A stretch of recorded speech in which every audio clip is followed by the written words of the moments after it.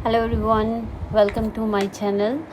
आज का दिन थोड़ा स्पेशल था बिकॉज़ हम निकल पड़े थे एक छोटी सी फैमिली ट्रिप पर जो कि थी विक्टर हार्बर की ओर।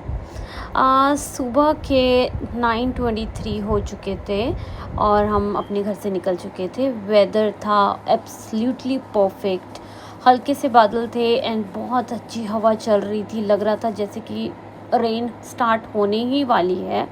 मेरे साथ थे मेरे husband and my son. He was so excited about the trip. जैसे ही हम रोड पर आगे बढ़े, रास्ते में सनराइज व्यू इतने सुंदर थे, हर मिनट मन कर रहा था बस गाड़ी रोककर हम नेचर को देखें। हर तरफ ग्रीनरी, माउंटेन्स, रोड एंड हवा। It was just so refreshing.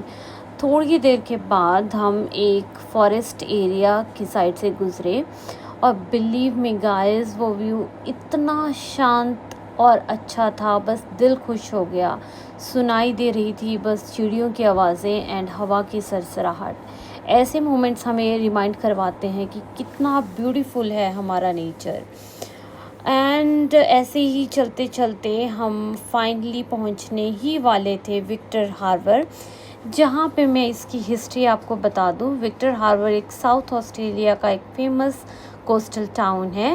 पहले यह जगह वेस्लिंग स्टेशन के नाम से जानी जाती थी, लेकिन अब यह अपनी beautiful beaches, granite island and house drawn tram के लिए मशहूर है, जो कि आपने अभी ब्लॉग में देखी। थोड़ी देर में हम पहुंच चुके थे ग्रेनाइट आइलैंड की ओर। वहाँ से हमें समंदर दिख रहा था। जैसे जैसे हम सी व्यू पॉइंट की ओर जा रहे थे, वेव्स की आवाज़ और भी तेज़ हो रही थी और हवा में सॉल्ट की खुशबू भर आई। और सामने जो हमने नज़ारा देखा वो था ब्लू वाटर वेव्स का। समंदर का पानी इतना नीला, इतना साफ था जैसे आसमान खुद उसमें उतर आया हो। लहरें इतने प्यार से किनारे को छू रही थी, फिर वापस समंदर की ओर लौट जाती थी।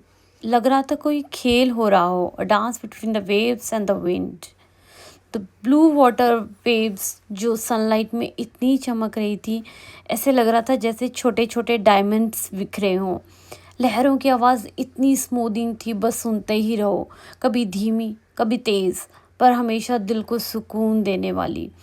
ऐसा लग रहा था जैसे नेचर में हम पॉज होके बस उन पलों को जीने के लिए कह रहे हों। हमने वहाँ कुछ देर बैठकर वेव्स को देखा। मेरे बेटे ने बहुत फुटप्रिंट्स बनाए और हम दोनों बहुत मुस्कुराते हुए उसमें खो गए थे। ये वाइट वर्ड्स भी इतने सुंदर थे, जैसे इनको कुछ खाने